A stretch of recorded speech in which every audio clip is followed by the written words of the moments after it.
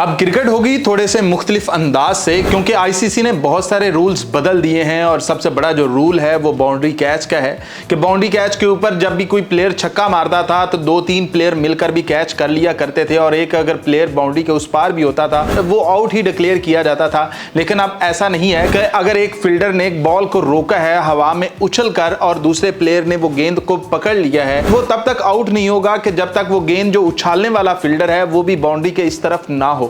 और अगर वो होता है बाउंड्री के उस तरफ, जैसे कि हमने देखा है कि एक प्लेयर ऐसे दौड़ता हुआ आता है, वो ऐसे गेंद उछाल कर खुद बाउंड्री के उस तरफ चला जाता है और दूसरा जो फील्डर होता है वो कैच पकड़ लेता है तो आउट दे दिया जाता है। लेकिन अब ऐसा नहीं होगा, वो छक्का ही कंसीडर किया जाएगा।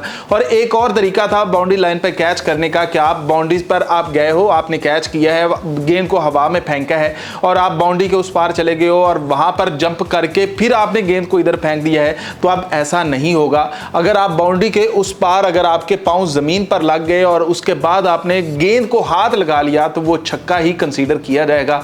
तो ये आईसीसी ने कुछ रूल बदले हैं। इसी तरह सॉफ्ट कॉल के बारे में बताया कि बाज़ औक़ात ऐसा होता है कि कैच बड़ा कंट्रोवर्शियल हो जाता है तो टीवी अंपायर जो होता है वो भी देख नहीं पाता है कि आया ये सही जमीन पर लगी है या हाथों में गेंद गई है। तो उस सूरत में एक सॉफ्ट कॉल होती थी, जो फील्ड अंपायर होते थे कि वो आउट या नॉट आउट देते थे, जो थर्ड अंपायर होता था वो उन्हीं की बात मानता था। तो अब ये वाला रूल भी खत्म कर दिया गया है कि कोई सॉफ्ट कॉल नहीं होगी कि अगर उसने आउट दे दिया तो आउट होगा, नॉट आउट दे दिया तो नॉट आउट, ऐसी कहानी खत्म है। अब ये थर्ड अंपायर जो टीवी अंपायर है उसे ही फैसला करना होगा कि ये आउट है या नहीं।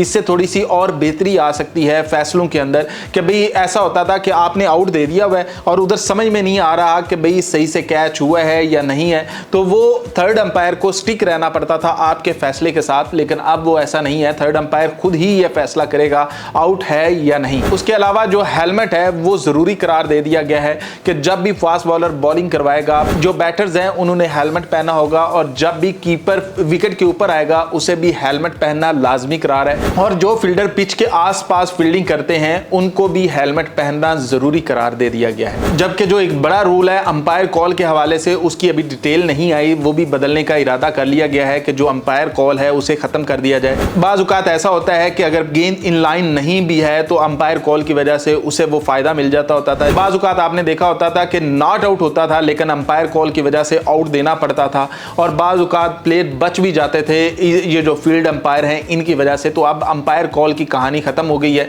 कि जो 50% गेंद विकेट को लग रही होगी, अगर वो अंपायर ने गलत नॉट आउट भी दिया होगा तो वो अंपायर कॉल की वजह से बचेगा नहीं, उसे आउट दे दिया जाएगा। अब वो अंपायर कॉल की जो ये कहानी है ये खत्म हो जाएगी। अभी तक इसके ऊपर बाकायदा कोई तफसील नहीं आई है, तो थोड़े ही दिनों में इसके ऊपर भी तफसील आ जाएगी। तो सबसे पहले जो कंकशन रूल है वो बदल दिया गया कि प्लेयर्स की जो अदला बदली है, आपने पहले 5 नाम देने होते हैं, वो वाला रूल आ गया। उसके बाद ये बाउंड्री लाइन वाला आ गया। उसके अलावा आपने जो ओडीआई के अंदर बॉलिंग करनी होती थी कि आपने डिसाइड करना है कि आखिरी जो 10 से 15 ओवर है कौन सी एक ही गेंद के साथ जाना है, आपको 2 गेंद नहीं मिला करेंगी।